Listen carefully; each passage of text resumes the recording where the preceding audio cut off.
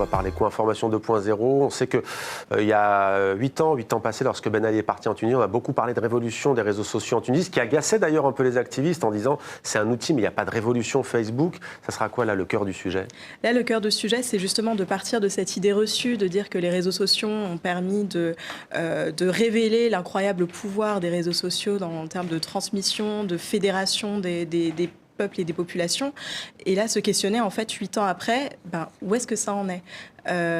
Après le printemps arabe, on a vu se former beaucoup de plateformes d'information alternatives, d'information indépendantes, mais ces plateformes sont devenues de plus en plus importantes, au point même de devenir aussi importantes que des médias nationaux ou internationaux. Donc comment est-ce qu'on peut garder cette indépendance de l'information, ce regard alternatif sur l'actualité, sur le journalisme?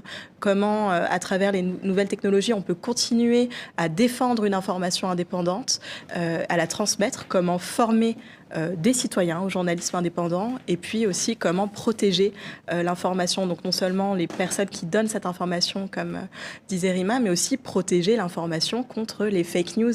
Les fausses informations. Exactement. Il y aura 7 personnalités, journalistes, activistes digitaux, entrepreneurs, entrepreneuses. Quel est leur profil? D'où viennent-ils au juste? Ils viennent d'un peu partout dans le monde arabe, de 7 pays du monde arabe différents, et tous ont une spécialisation sur ces questions, justement. Donc là, on a vu Rima, qui est tunisienne et qui travaille là-dessus, mais on invitera aussi Mouad Al-Zahir, qui est un Jordanien, qui a fondé une plateforme de lutte contre les fake news, donc contre les fausses informations, et qui a fondé ça en 2014. On invitera aussi Ranwa Yahya, qui est basée en Égypte et qui a fondé en 2005 une fondation qui veut vraiment former les jeunes à la transmission, à la création et à la transmission de contenu en arabe. Donc comment, en fait, autour de cette liberté d'expression, comment former un contenu en arabe et des informations en arabe.